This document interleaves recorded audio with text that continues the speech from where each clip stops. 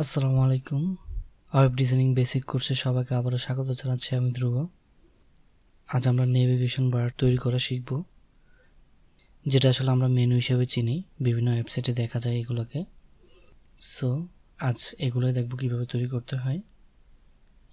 প্রথম আমরা এটা তৈরি করার জন্য একটা আনঅর্ডার লিস্ট তৈরি করতে হবে। সো আমরা তৈরি করে নিই ইউএল। ওকে, এটার মধ্যে কিছু লিস্ট নিয়ে নিচ্ছি।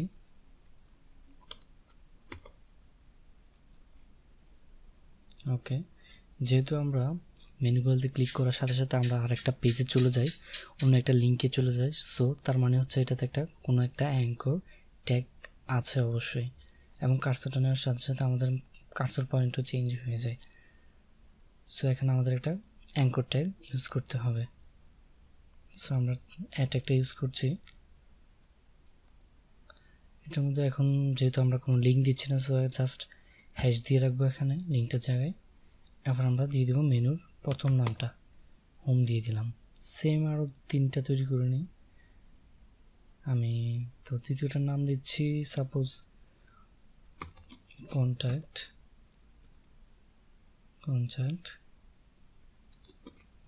তারপরটা নোটিশ দেই, অ্যান্ড শেষেরটা দিই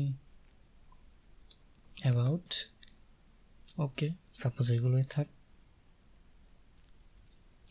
আর প্রথমটাতে আমরা অ্যাঙ্করের মধ্যে একটা জিনিস দিয়ে দেবো, সেটা হচ্ছে ক্লাস ইকুয়াল অ্যাক্টিভ। আর অ্যাক্টিভটা কেন দিচ্ছি সেটা একটু পরেই বুঝতে পারবেন। জাস্ট এটা হোমে দিয়ে দিবেন, তারপর সেভ করে নিচ্ছি। এবার আমরা সিএসএসে সিলেক্টরগুলো দিয়ে দিতে হবে। তো আমরা যেহেতু এখন কোনো ডিভ ইউজ করে নেই, সরাসরি আমরা ইউএল লিস্ট এবং অ্যাঙ্করটা দিয়ে দিলে আমরা ওই লিস্টগুলোর সিলেক্টরগুলো সরাসরি পেয়ে যাব। তো প্রথমে যদি ইউএল দেই তাহলে এটাকে আমরা সরাসরি ইউজ করতে পারবো। তারপর আছে লিস্ট, আমরা এটাও দিয়ে দিচ্ছি। তারপর লিস্টের পর একটা আছে এটাও আমরা দিয়ে দিচ্ছি। তারপর যেহেতু আমরা হভারটা ইউজ করবো, সো অ্যাঙ্করের মধ্যে আমরা হভার এই জিনিসটা ইউজ করে দিব। ওকে, মোটামুটি এগুলো হলেই চলবে। এখন সেভ করে আমরা লাইভলি চেঞ্জ করব। সো ফায়ারফক্সে চলে যাচ্ছি, লাঞ্চ ইন ফায়ারফক্স। ওকে, তো এখানে মেনু চলে আসছে, বাট আসলে এখানে কোনো ডিজাইন যেহেতু দিয়ে নাই, এটা একটু কেমন কেমন, তাই না? দেখা যাচ্ছে কালার চেঞ্জ, প্লাস এখানে বিভিন্ন স্টাইল চলে আসছে, তারপর আন্ডারলাইন চলে আসছে, কেমন লাগছে? তো এটাকে কারণ আমরা সুন্দর করে ডিজাইন দিয়ে দিব। প্রথমে আমরা লিস্ট স্টাইলটাকে চেঞ্জ করে ফেলি, সেজন্য আমরা বডি থেকে ইউএলে যাচ্ছি। এখানে ইউএলে কিছু প্যাডিং প্লাস মার্জিন পাচ্ছে, এটাকে আমরা 0 করে দিব। প্যাডিং 0, তারপর মার্জিনও 0 করে দেই। তারপর আর কি করা যায়?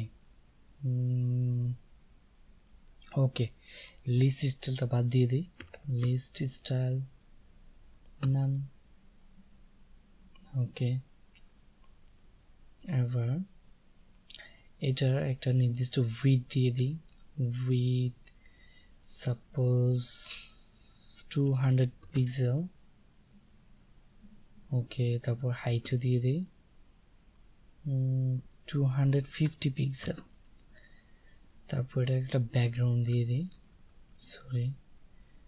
ব্যাকগ্রাউন্ড দিয়ে দিব গ্রে দিয়ে দিই, সো ডি। ওকে, আমাদের ব্যাকগ্রাউন্ড চলে আসছে।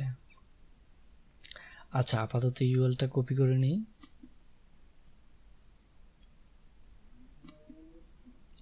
কপি রুল ডিক্লারেশন, এটা ইউএল দিয়ে দিচ্ছি। ওকে, তো এখানে আমি যে সিলেক্টরগুলো যেভাবে ইউজ করছি, এটা যদি আপনাদের বুঝতে সমস্যা হয় তাহলে আমার প্রিভিয়াস ভিডিওটা দেখতে পারেন। আমি প্রিভিয়াস ভিডিওতে দেখিয়েছি কিভাবে সিলেক্টরগুলো ইউজ করতে হয় সিএসএস এর মধ্যে এবং কিভাবে স্টাইল দিতে হয়। সো তারপর চলে যায় লিস্টে। এটা সেভ করে নিই লিস্ট। ওকে, লিস্টে যাওয়ার পর আমরা কী করব?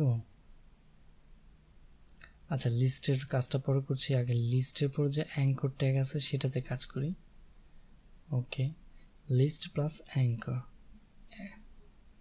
তো এটাতে আমরা প্রথমে যেটা করবো সেটা হচ্ছে ট্যাক্স ডিক্লারেশনটা বাতিল করে দিব, নিচে যে আন্ডারলাইনটা আছে সেটা টেক্সট ডিক্লারেশন নাম, এর ফলে আন্ডারলাইনটা চলে যাবে।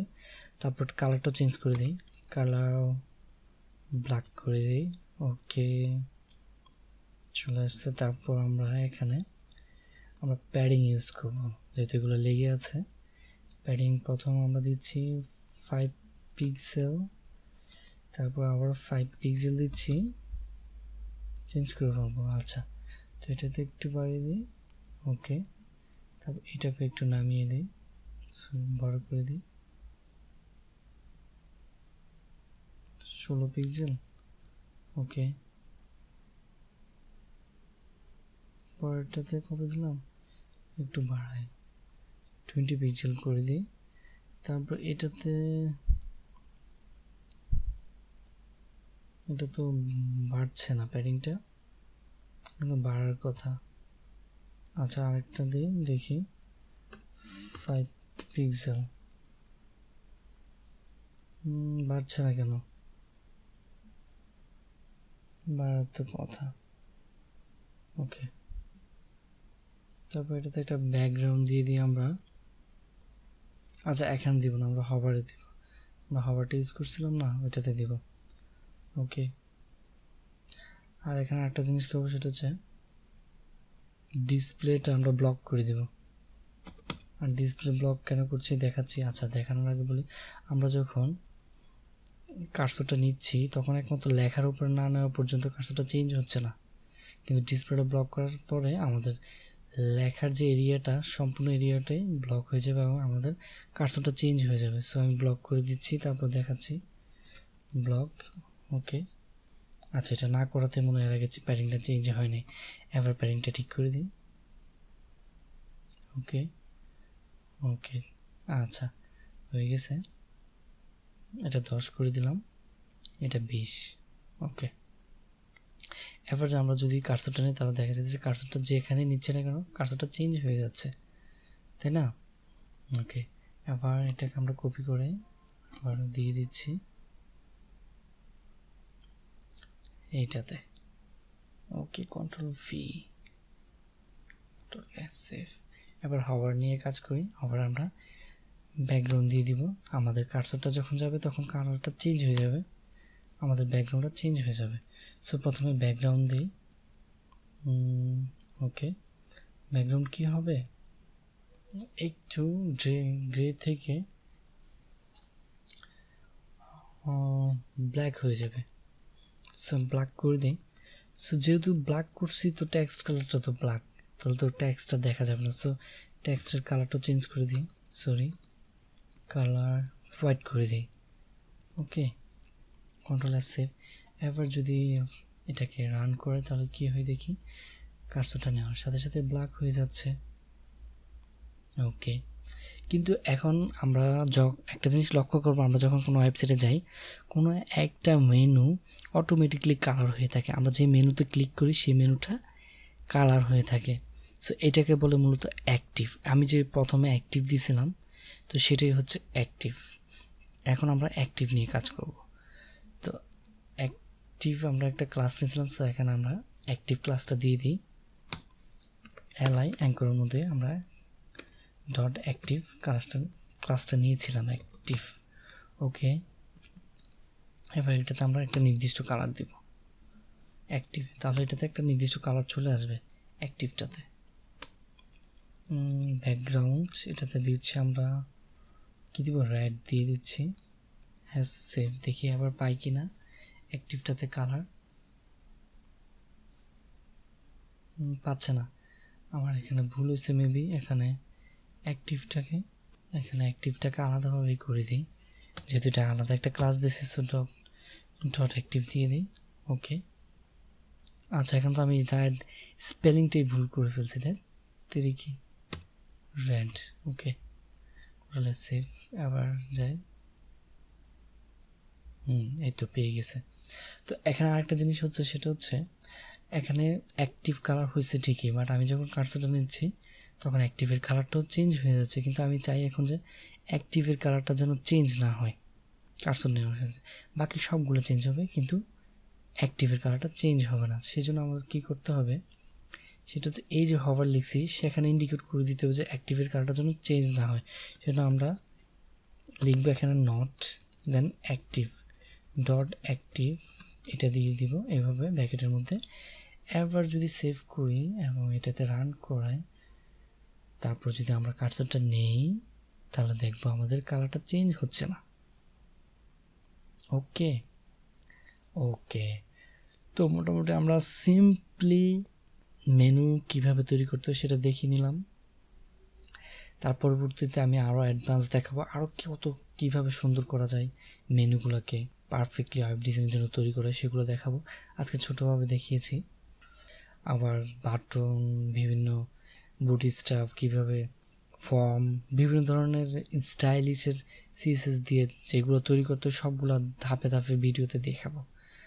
সো আশা করি সবাই আমার সাথে থাকবেন আর বাসায় বেশি বেশি করে প্র্যাকটিস করবেন, তাহলে আপনাকে সব কিছু মুখস্থ করতে পারে না, অটোমেটিকলি মুখস্থ হয়ে যাবে।